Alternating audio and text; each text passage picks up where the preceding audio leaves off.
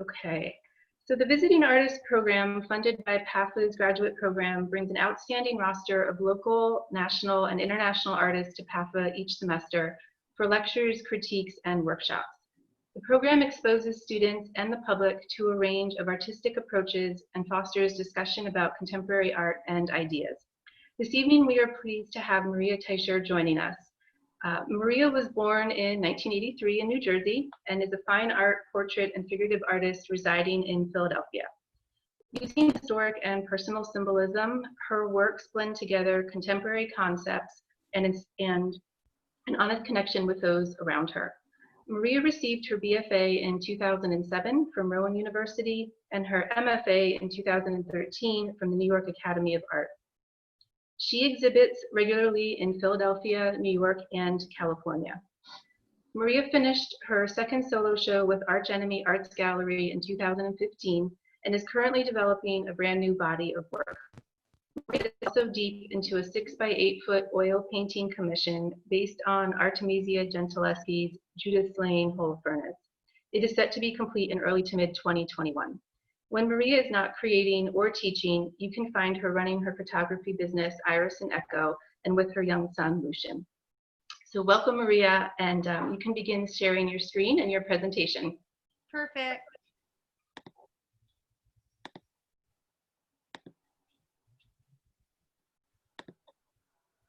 Okay. Hi, everybody. Welcome. Thank you so much for being here. Thanks for PAFA for giving me the opportunity to talk about my work. It's very rare I get to do like a deep dive into not only my pieces and look at the history of them, but also into like what's happening right now, which is what I'm going to discuss. It's really interesting. I have started teaching an indirect painting class this summer, and you do a lot of your studio practice on autopilot. You know, you learn things, you absorb them, you don't even formulate what you're doing anymore, and you just go through them. And teaching this class over the summer has really helped me break down my steps and see why I do things so I can explain them better. Developing this talk has done that for a really important part of my studio practice the last few years. So I'm really grateful that I had the opportunity to like do that deep dive and be able to express that and kind of share that with everybody today, because I think it's a helpful, I'm going to talk about a helpful studio practice technique, I guess you could say, about creative growth spurts. So that's mostly what I'm going to be talking about today. And I hope to get to listen to some of your questions and answer them when we're all done. Okay, so like I said, instead of doing a humble brag into my CV today, I thought it's going to be more beneficial for our time together to share something I'm in the middle of now and something that's really important to me and I think to all artists, and that something is creative growth. I am currently in what I call a creative growth spurt. The quantity coming out of my studio is quite light. The reading, the researching, the reflecting, the playing, the study creating is pretty heavy. This growth spurt has been evolving for about 4 years now. Our current self-isolating months have solidified and tied up that growth spurt in the most surprising and lovely way. One of the only good things to come out of the pandemic. Because of that, I thought it'd be best if I talked to you about these last 4 years today, what led to them, where I am now today because of them. First, what is a growth spurt? If you are a mom like me, you know these well. So to put it in its simplest terms, a growth spurt is increased hunger, increased irritability, restlessness, developmental shifts, physical and emotional growth. That's going to be the underlying theme of most of the things I'm going to talk today, so keep these in mind and we'll come back to it at the end. All right, now we're going to get to the beginning of things in 2011, where this all kind of started. In 2011, I left Philadelphia for grad school in New York City. I spent the first year learning everything I could in order to hone my skill sets and find my technical narrative. I studied from life. I fell more in love with realism and the human form. The second year, I focused on my thesis development. I worked to solidify that thesis into a simple artistic statement, some of it was read today, that captured everything I wanted my career to be. Storytelling about those I love and admire, while using personal and historic symbolism to visually depict experience and humanity. It is as follows. You can read along on the left if you'd like. My interests lie with the stories, experiences, and emotional states of those I have a close relationship with. Using portraiture and narrative images, I explore these sincere realities through sentiment and symbolism.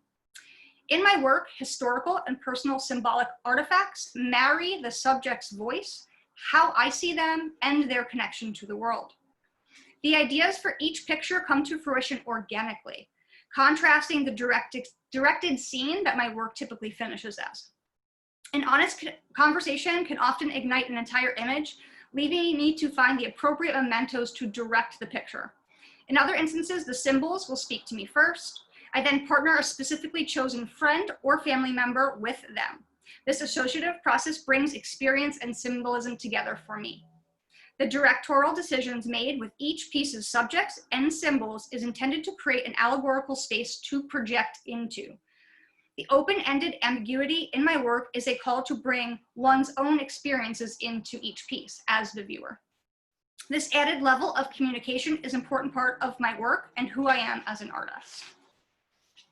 So I wrote that back in 2013 as a way to be like, okay, I think this artist statement could span my lifetime. And it became really important to make sure that that is the umbrella that I'm existing under, to keep myself authentic, to keep myself interested and engaged, and also to keep my studio practice pretty open and less grounded to one particular idea or series.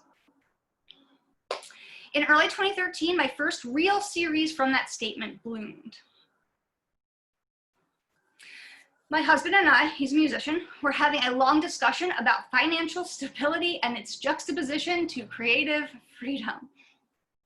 As a once full-time touring musician, with a now with a 9-to-5, he felt creatively suffocated while finally having stability in his life.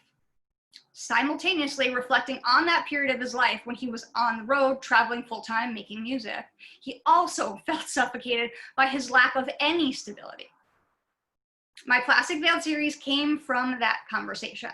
These are both paintings from that series. The first two, I never expected to do more than these two from that, but you'll see coming up that that was not the case. The light and the dark meant to represent one that has stability and one that has complete instability, the musician life versus the extreme 9-to-5 life, both being very restrictive. Its meaning has grown and shapeshifted over the years, but the foundation of the idea still remains the same to this day. In May of 2013, I finished grad school and had my first solo show here in Philadelphia at Arch Enemy Arts. The two Plastic Veiled pieces here were amongst a myriad of other thesis work, mainly portraits and works on paper. So I'll show you some of those. It was definitely diving deeper into realism, while keeping surrealistic and symbolistic parts of my work to make sure I was giving those that thesis its due. This is a portrait of my niece, very young. That veil was my grandmother's. It was a mixture of cultures here, as well as the old and the young, what a veil symbolizes. This was a piece about lost memory. But these were the two that got all of the attention. The Plastic Veiled pieces sold before opening, which as a brand new artist with their first solo show was really enjoyable, an enjoyable experience. These two pieces changed everything for me in the best and the worst ways imaginable. They became a career focus and they became in demand. I developed an ever-flowing resume filled with group shows based on this series. Pieces were overall very successful. Let me show you some of them. This was also a show at Arch in Philadelphia. There was a black plastic bag one added to this too. They were a trio. These are charcoal on toned paper. Same. And I started to do a couple here and there that fell under this like veiled umbrella, but unfortunately they were not as gallery successful, which was tough. The Plastic Veiled series was definitely a success. I was interviewed and featured in High Fructose, Beautiful Bazaar, New American Paintings magazine. I was included in the Rizzoli book, The Figure, Painting, Drawing, and Sculpture. Exhibitions began to expand out of the New York City and Philadelphia area to different art fairs across the country to California and overseas in Australia. This is a self-portrait called Amber of the Moment. It was a lot more telling in title and symbolism than I realized when I made it. I was interviewed on WHYY's show Articulate to discuss the power of portraiture. It was a very fast-paced few years. It led to an eventual new solo show in 2015, and all while working a 9-to-5. It was intense. This was the main piece from my 2015 solo. Here I revisited my thesis again during the 2015 solo show and tried to take the time to reintroduce my other works and interests to the public. Majority of the show was plastic veiled pieces because they were in demand, but the portraits I made are still some of my favorite today. I'll get through. Here's 2 more plastic pieces. Here are some charcoal experiments that I played with, and these you'll see these and they'll come into play a little bit towards the end, so I thought they were interesting to show here. These are the portraits that I made. Majority of the show was those plastic veiled pieces, but the portraits were hands down my favorite. There's this one, this one, and this one. This is the only one that sold. I still have these 2, and now they're mine. I'm keeping them. I love them. I think these are 3 of the best portraits I had done, hands down, at the time, and I was a little shocked to see how much the plastic pieces whose technical skill wasn't as great as these ones to fly off the gallery walls, and for these to wind up coming home with me. And it was definitely like a strange, disappointing part of my career to feel like I had reached a new technical level with my work and with my matching of symbolism to people and experiences, and it wasn't received as well, even though it was very like soul fulfilling. The reward of those plastic pieces that I showed earlier from the 2015 show, financially and career propelling, stopped matching the effort I was putting into them. They took a long time to complete, and deadlines in the art world are often fast, very fast. I made more of those paintings, hinting a bit at what I wanted to move towards, but I had overall lost my love for making them, which is a super hard thing to admit. I had become an illustrator of my own singular idea. While that is an incredible career path for many, it was not my intention, and I was not happy. I began to feel like I was making the same painting over and over and over again just because it would sell. Burnout hit, and it hit really hard. The following year, my husband and I started our family. Art making slowed very much during pregnancy. I actually made the drawing on the right when I was, I think, 8 months pregnant. It was tough. Yeah, art making really slowed during pregnancy. We found a house and bought it. We began to focus on the foundation that our 9-to-5 stability had afforded us. These are the last 2 pieces I made before life changed completely. They were hinting at something that I didn't know, and I didn't pick up their significance at the time. It's kind of, like I said earlier, it's kind of amazing to go back through your body of work and be on the other side of this huge growth spurt, and see along the ways where almost you were reaching out for the end of the growth spurt. And these 2 definitely are 2 that did that. Here I was at the beginning of my growth spurt, whether I realized it or not. I had an increased hunger for something else. I was irritable, and with the painting process and the pieces, and I had begun to developmentally shift as a human being and as an artist. In May 2017, we welcomed our son Lucian into the world. Everything got put on pause for most of Lucian's first year of life. I used every spare moment I had, which were few, to read, research, and test myself with new 60 to 90 minute nap time paintings, what I call them. It was hard. When I look back now, I see it as working through my creative shift.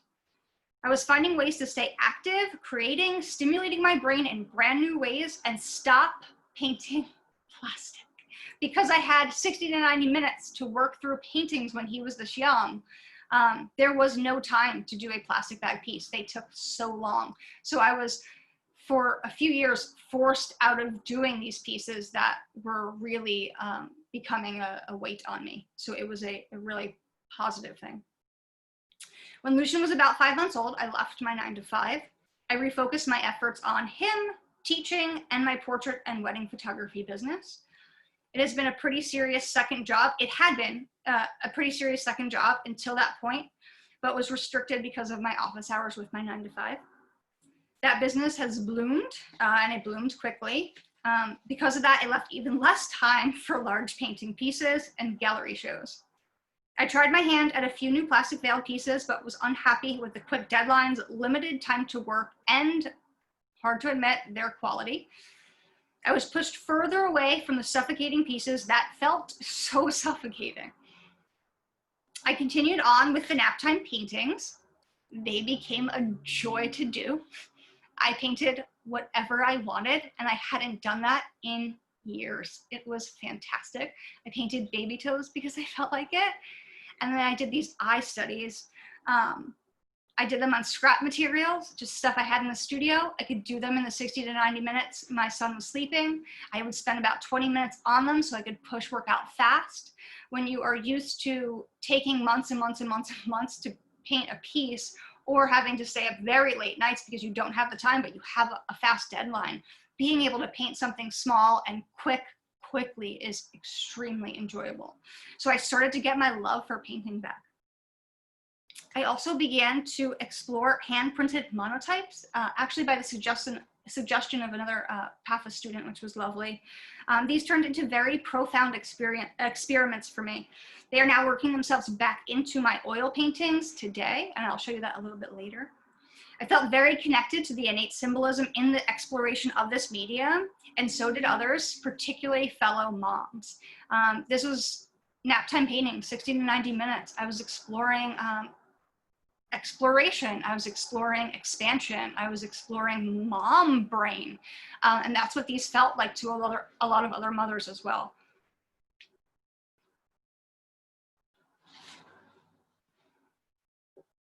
A fellow artist mama found these and connected to them, and it led to being featured in her magazine called Milked Mag. It's a publication that focuses on the undertones of the maternal figure in visual art and writing. It's fantastic. They have 2 books out now, or magazines out now, if that's something that interests you. I was exploring, I was enjoying these new mediums, and then I started to connect with new people because of them. So my studio practice was in this very strange place where I was in love with creating again, and it didn't take me a long time to do them, and I wasn't an illustrator of one idea, and they were even getting noticed, and people were connecting to me in a way that I always wanted my thesis to do. It was about a year ago when Lucian turned 2 that I found myself grounded in stability again. I had a roof over my head, steady income from my photography business, and my partner's solid 9-to-5. It was a really great time to refocus my art practice. I could no longer see the ability to be both a great painter, keeping genuine to my beloved thesis, and an exhibition and career artist at current times. The pressure to turn oneself into a brand via social media tools like Instagram was heavy. I had spent a few too many years creating solely based on what would garner more attention and gallery sales. Again, another thing that's pretty hard to admit. My heart hadn't been in it for years. it was time to put that to rest and continue this growth spurt in a more conscious and purposeful way. I posted this photo taken by one of my students, thank you, Andy, and caption to hold myself accountable. After a long art conversation with my husband this weekend, I said, I don't give a about my exhibition career anymore. My only goal is to become an amazing painter. It felt so good to say out loud. In my 36 years, I had spent far too much time on the outside aspects of art, career, popularity, sales, and much less on the part I loved the most, having something important to say and executing it beautifully. Now everyone can wait. I'm working on impressing myself, and I'll tell you, this is way more fun, which has been very true. Since that post, I have kept very true to myself. I've done a lot of reading, both novels and art books. I've dug deep academically into my painting practice and the history of my beloved reference photography. If any of my students are out there, you know how much I love my reference photography. I've explored ideas, mediums, physical locations, brought back my printmaking practice with monotypes, and dove into what it means to be an artist mother. These are my monotypes. This is me playing with gouache for the first time in ever. I've collected reference images for new series, symbols, props, conversations with loved ones and muses, and real, genuine life experience.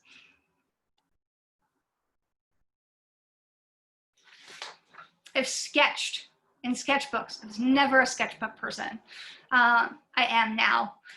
Making fast and fun paintings, and for the first time for myself, enjoying a playful nature in doing so.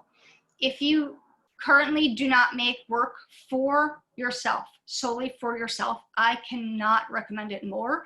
It is freeing, it is fun, it feels sacred. You can share it wherever you want, but you know it's never getting sold. You don't have to impress anybody. So you can really be yourself when you're painting or drawing in your chosen medium and making like a full picture, not just a sketch in your book. This is the beginning of my last one. And lastly, I have grown as a person, as an artist, as a mother, as a teacher, and as a visual storyteller. We don't talk about this necessary downtime in the art world. Sure, we chat about making a piece and sitting back from it. Perhaps we recommend a book or two to others during our critique, but we never talk about how important simply existing is to our practice. When you're on a constant hustle, you can really easily lose sight of what your next steps should be. The ones that light soul fires and allow creative people to really bloom.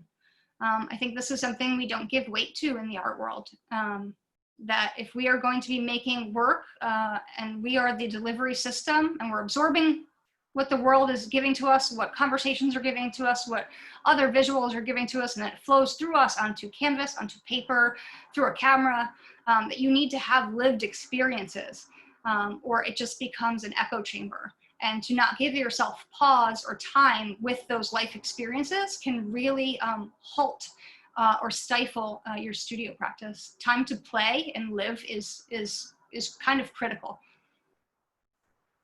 The time that I've been both forced and chosen to take, especially lately, has changed my life in the most brilliant ways. It's hard to describe. Creatively, I felt like I was only a piece of myself before this great pause. I truly feel whole now. The pandemic has felt like a final stage of this metamorphosis.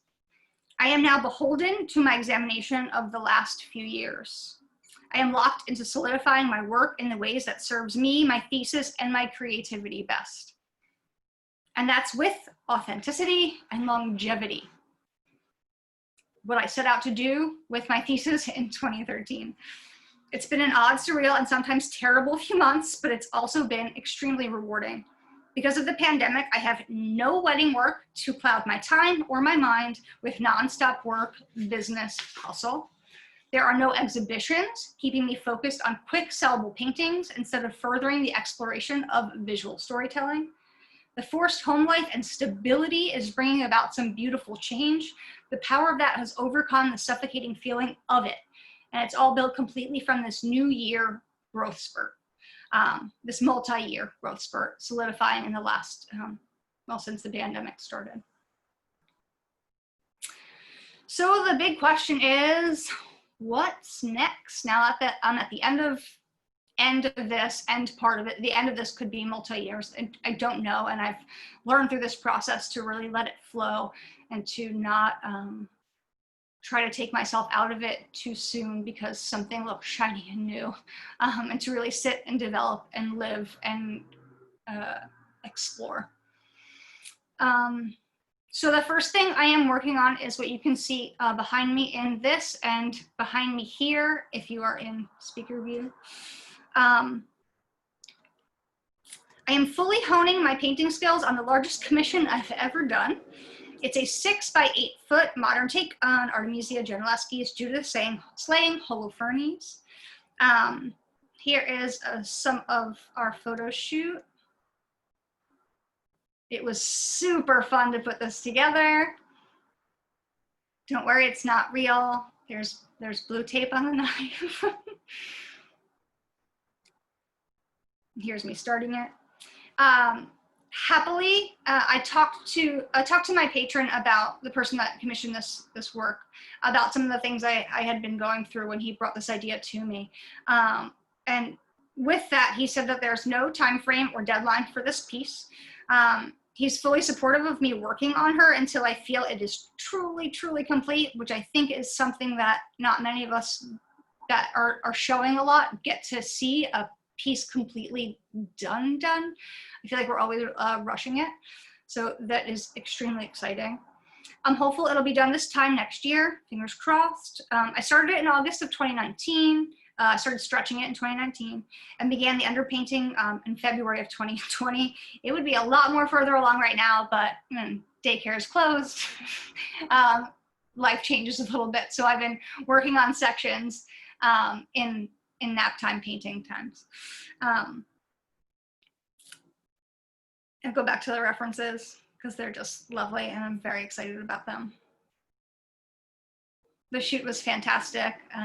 I probably took about 30 images total that I've used one arm from this, one arm from that, a head tilt from this, and I finally got them to where I want to. So this has been like a really fun process for me to do because I am not restricted by a deadline. So I could really give this my all and really take the time to look and examine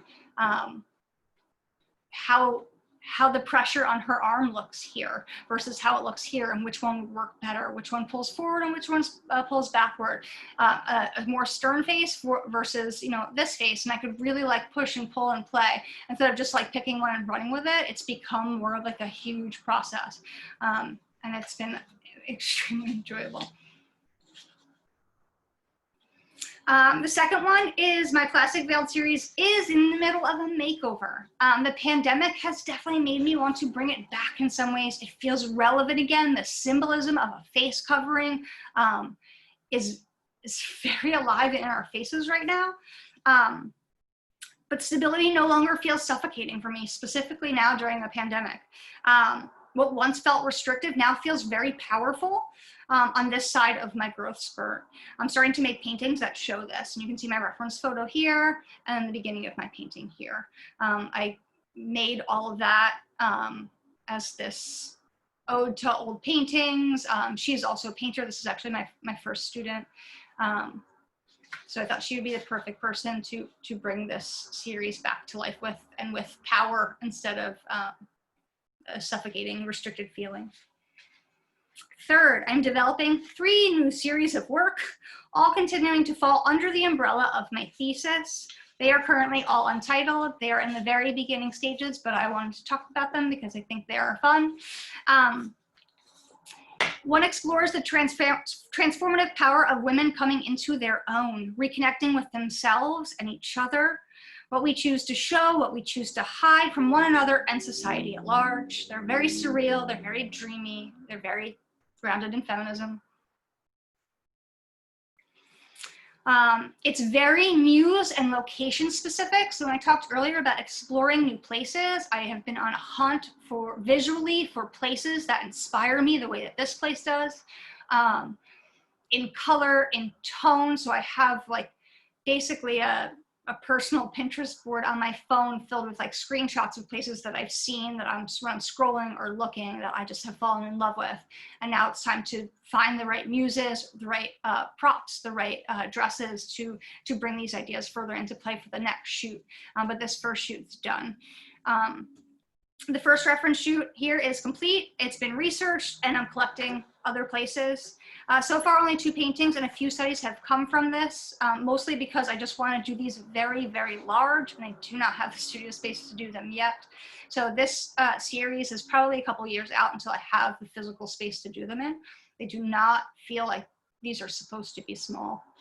The second of the new series is an oil painting continuation of, let me show you some of the other references first.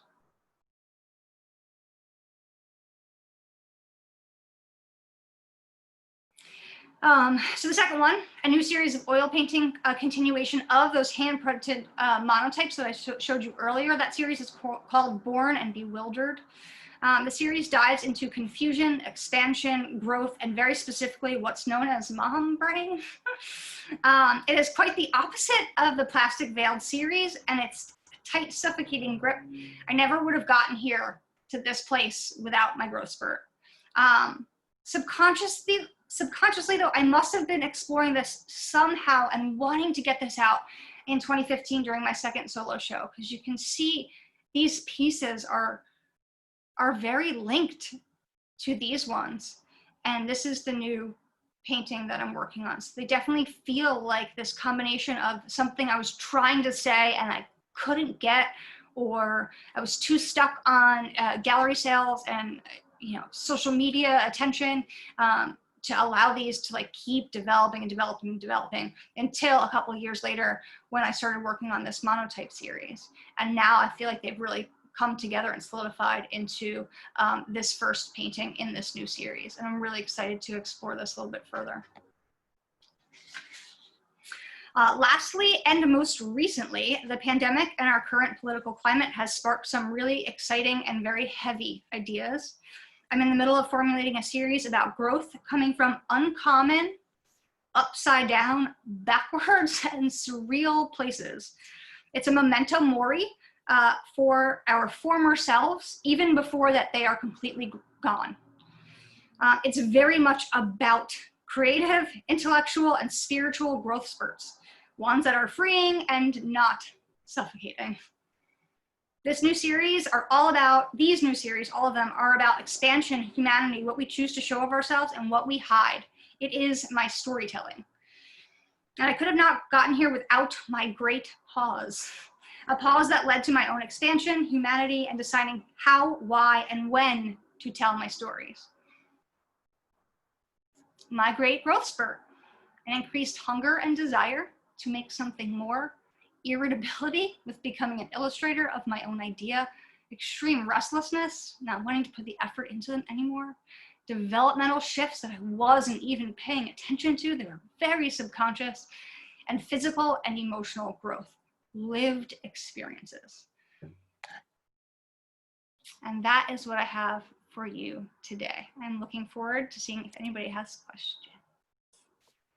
I can stop sharing this so we can all see each other. Thank you, Maria, for your presentation. You're very welcome. So if anyone has any questions, you can put them in the chat box and we'll address them.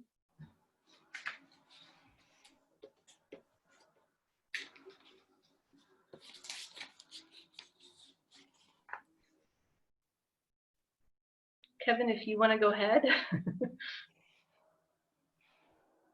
Sorry. Tried to raise my hand virtually. I'm not sure. I guess maybe it worked. Because usually I'm the one following the virtual raised hands when I'm running these classes and everything. So first, Maria, I just want to thank you again for working with our low residency MFA students this summer, and I think really appreciate you talking about your own experience as a graduate student, but then I think especially kind of having to juggle your life, and especially the life of raising a young being, and just having to juggle a photography business and all of those real world things, because you know, while certainly students in our other graduate programs contend with all these issues, the low-res students, as I'm sure you've become very familiar, are juggling huge quantities of responsibilities. So I appreciate you being very honest about how difficult that is, but then also about kind of the growth spurts and the kind of energy that you have there. And I think I also really appreciate you talking a little bit about, you know, that early success, but then kind of getting hemmed in by that, because, you know, it's not uncommon when especially artists and other people in other fields get very successful early on. Well, because of the nature of that market, they want this, you know, one product. And I won't mention the artist, but a fairly well-known artist. I got to meet his daughter at the Smithsonian, and she relayed a very similar story where he was trying to make a new body of sculptural work, and the gallery's like, no. And I mean, it drove him to an early death. So, you know, appreciate your, you know, middle finger to all those old ways of thinking. And I think it speaks to, you know, something that I think also happens a little bit in graduate school that I've been trying to stress with our students, that, you know, the curriculum, all that's an artificial structure, and creativity struggles with those artificial structures. Sometimes being able to give yourself that freedom to allow things to grow naturally is really key. And I think people are getting a sense why I couldn't type in a comment by now.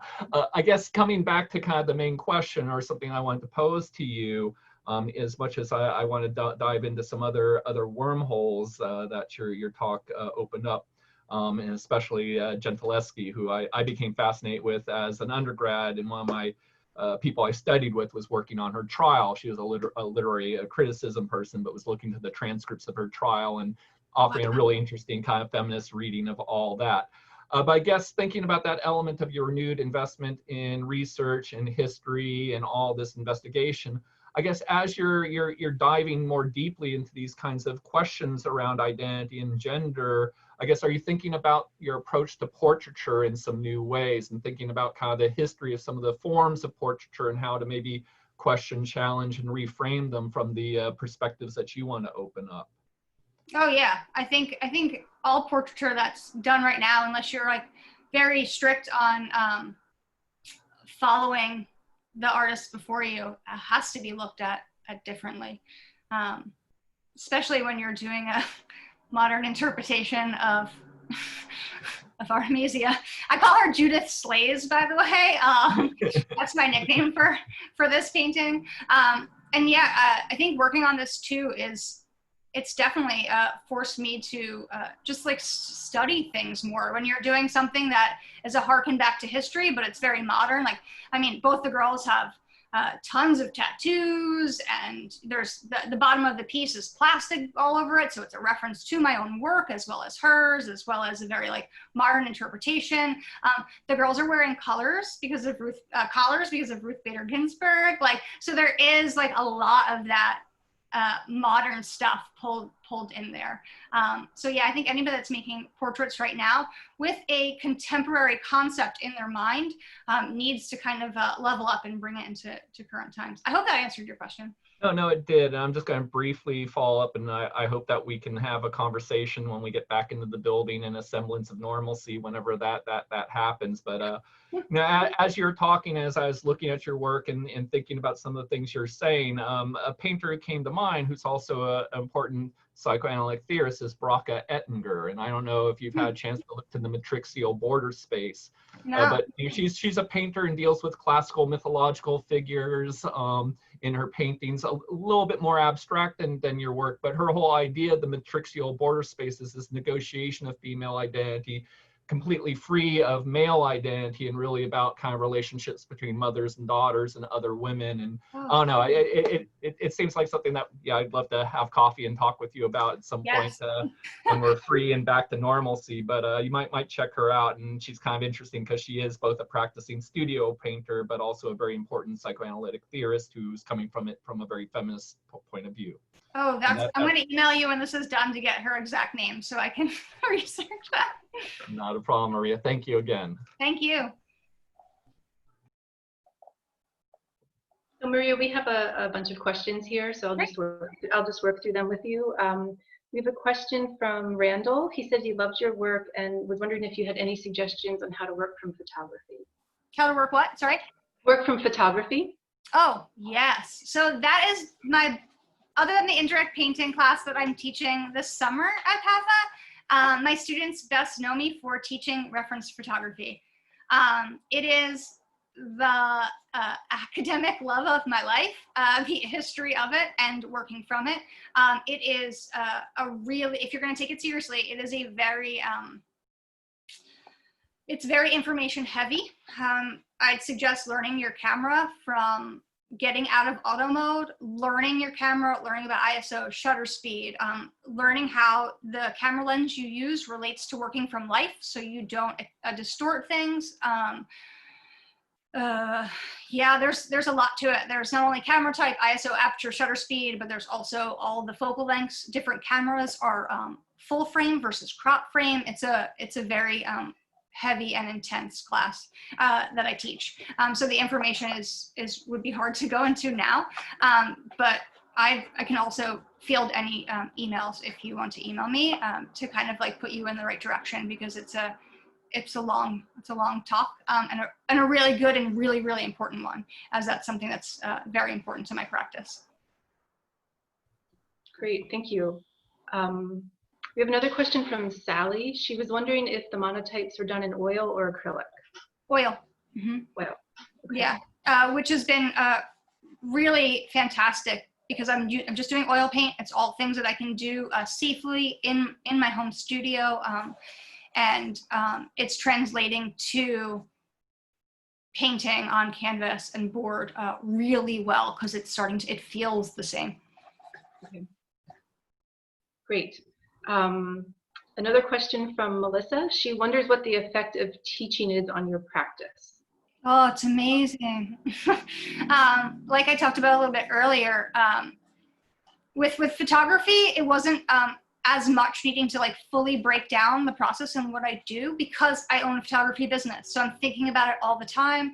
I work with another photographer for most weddings, so we're constantly spewing back and forth. What's your ISO? What's your shutter speed? Where you at? Where's your light source? Like, I'm constantly thinking about those things. But for painting in particular, it's been kind of epic. This is my first painting course I've taught, and like I've said, for the last very long time of oil painting, I've kind of been on autopilot. You know, you learn things in grad school and you move forward. You just kind of absorb them, and then they come out. Being forced to like examine traditional ways, checking yourself to make sure you are doing things correctly, and then breaking it down so you can deliver it easily and with demos, and like just breaking your process down in these itty bitty pieces. And it not only helps you completely make sure that you are following your own instructions, but that you're also giving it your all in that, and you have safety precautions, making sure that your home studio, you're not going to light on fire, like things like this that you're checking and you're rechecking, have been really lovely. I have let things go in my painting process during the growth spurt, when I got saddened by painting these plastic veiled pieces over and over again. And I'm working on like a small commission right now, and I did it, kind of like grew it up with the painting class that I'm teaching, and I'm just watching the skin tones just like sing, and they're so lovely, and I'm like, this is why I did it. And like I broke it down, so now it just feels very fresh in my brain, and it's been fantastic. So teaching has always been something I've wanted to do, but I didn't realize it was going to be so wonderful for my practice. So yeah, if teaching is something that feels good, like a career path you want to go in, pursue it, because it really does kind of come back home and help you in your own studio practice. Great, thank you. We have a lot of questions about your photography, so I'm going to try and maybe combine a few here. Perfect. There's a few questions about like if you're taking your own photo references, and then if so, what technology, software are you using? If you aren't taking your own references, how do you address issues of copyright? And that is from Michelle, that question. Okay. if any of my photo students are in here, they know the answer to this question. I'm very against finding images online and taking them in any way, shape, or form. I think reference photography is a tool that you should have in your toolbox if you are using it, unless you are really, really skewing a Google image and it could never be traced back to that artist. I think, to put it very bluntly, it's disrespectful to the photographer. Photographers are also artists. We are seeing something, we are living something, we have this experience, and then we also have the knowledge of the camera and what lens we use and where the light was coming from. It is a very beautiful and involved art form. So to just, as an artist, because you may think that your practice is more important, to just grab that and kind of not respect the artist that came before you is a big no-no to me. I don't yell at people for this, but if you take my class, you'll see how extraordinarily passionate I am about this. And part of that is because I'm a photographer and I know how much it takes to make that image. So for someone to just yoink it and then say, I'm gonna do this better, or I'm gonna do this my way, it's like, that light came from me finding that light. That perspective came from me finding and choosing that perspective. There's so much art that goes into taking the photo. So I'm very not interested in taking images from Google, specifically from other photographers that you can very easily credit. Unless you've been given permission to do so. During the beginning of the pandemic, I took some of my old reference photos that I knew I wasn't going to use and made a free public library for people to use. And all they need to do is make sure if they're using them and they're putting them out there, work in the world, to credit the photographer, me, and the muse and the model, because my models are always friends, and they bring a lot to the table too. That's why I specifically choose things. So there's like a huge process that goes into the photography aspect before someone takes that image and decides to paint it. And I think artists respecting each other in that manner is, it's a huge issue, and it's also something that needs to be remedied by my lectures. So yes, always my own reference photography. I think it should be, if you're using references, it should be a very important part of your process, and you should dive a little bit deeper into how to take them and kind of take ownership of that tool and that skill set. Sorry for the lecture. I cannot help it with my photo references. No, it's great. That's very helpful. We have another question from Melissa. She notes, your photography is so strong. Why not just focus on the painting? How did the two mediums relate and feed one another? So she's sort of saying, why don't you focus on painting or photography versus both? And there's a second part to the question, so I'll let you tackle that first. Okay. So these have always been two mediums that I've absolutely loved. I decided to work a lot from reference photography when I realized in grad school what a slow painter I am, how bad my eyesight is to work from life all the time. So I absorbed everything I was learning from life, and then I've learned how to use different lenses and different lighting to try to emulate that as much as humanly possible. The technical narrative of my work is important, and the realism in it is extremely important. I don't talk about this much, but a lot of, I think there's hidden stories in our faces.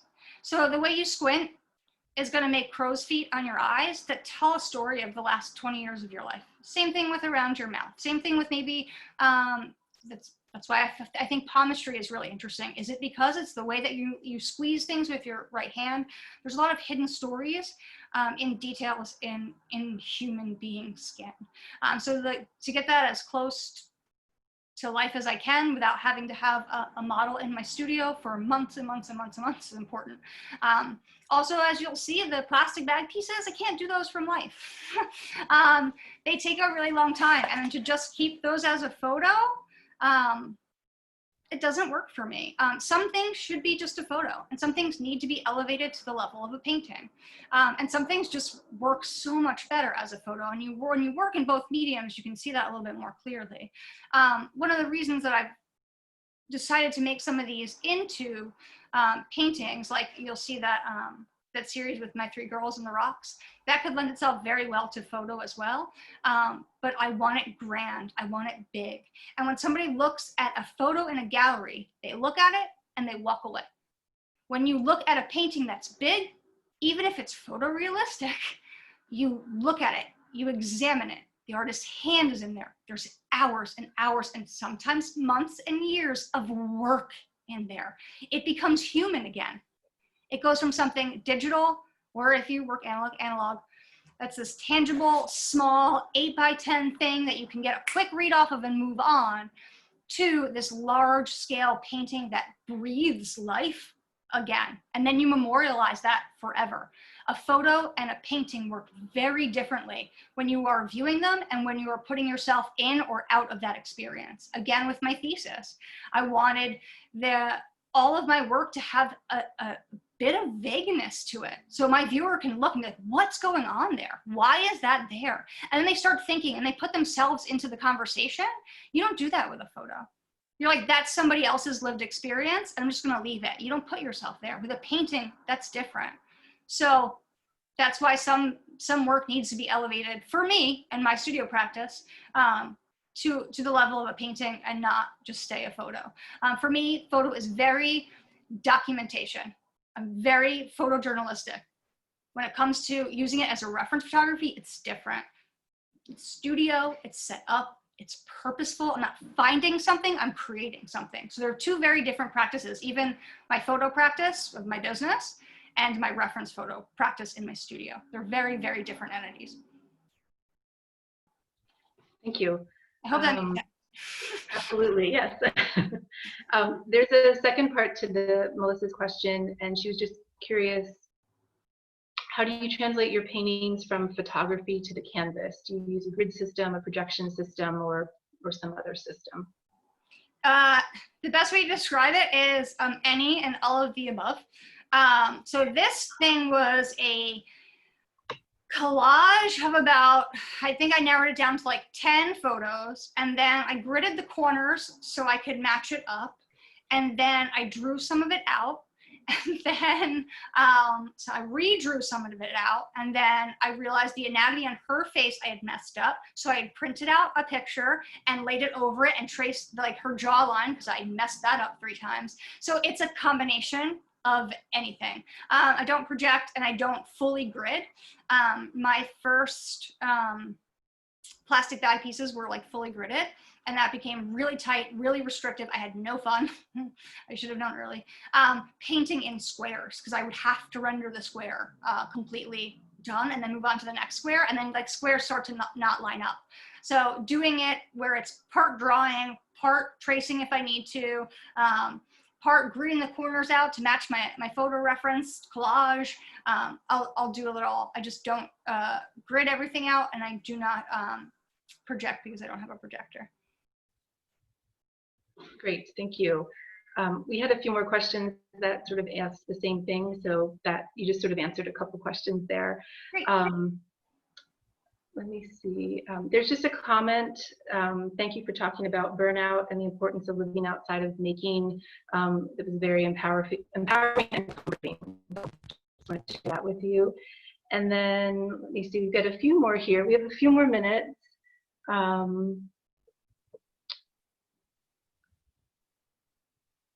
So we have a question from Jill. She says, I love how your work fluctuates between black and white, monochrome, and color. Is there a conceptual difference between these color palettes for you? Not really. I think being a photographer kind of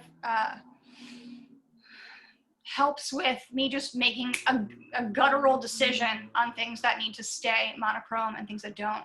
Some images are sing, and they're so emotional in black and white. And the second you add color into them, they're terrible.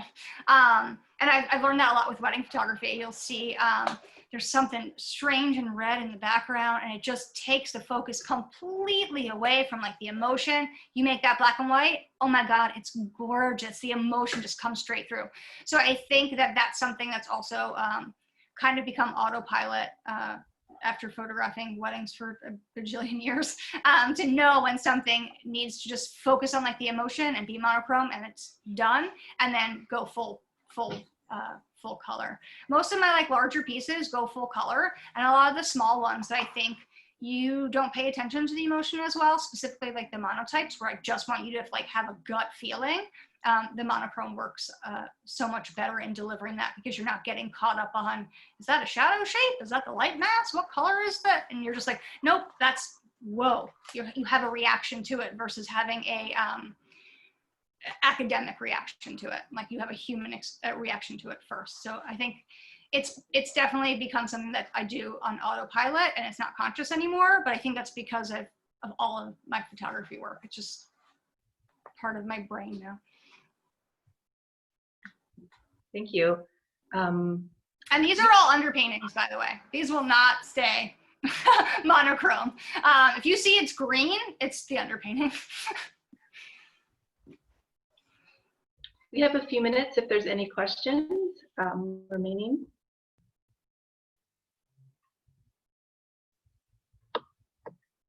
I'll ask you a quick question. In terms of your underpainting, do you vary those based on, in terms of the color that you start with, do you vary that based on what your end goal is, or do you sort of always work in like a green palette for your underpainting?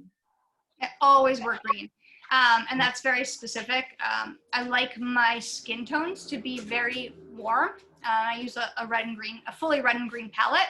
So the green underneath it helps to like harmonize it, and also like it's like a frequency vibration when you put a lot of reds over greens, like that contrast is like the most beautiful things to work. I found that a grisaille kind of I don't have as much like color vibration there, and then a brunaille, the brown, is just too warm, and it just the whole thing feels very the way I paint, at least, flat. And I found this gives me the most kind of dynamic tones in my skin tones in the following layer. So I've stuck with a green underpainting for probably the last like 7 years. Thank you. Mm-hmm. We have one last quick question, and then we'll wrap up. So Melissa said, what solvents, if any, do you use for your paintings? Solvents, I use lavender spike. That's it. I have had to move everything in my studio to be very kid friendly. So lavender spike is that. It's got a very strong smell. It will give you a headache if you have an aversion to that. It gives my husband a big headache. I love it, but it's safe, and my son comes in here. So yeah, I've kept everything pretty, my mediums and everything is very, very limited. If anybody wants questions on that, I'm happy to answer it to you. You're welcome to email me. But I just use lavender spike, and it's great. Great. All right, I think that's it. So thank you everybody for coming. Thank you, Maria, so much for your lecture.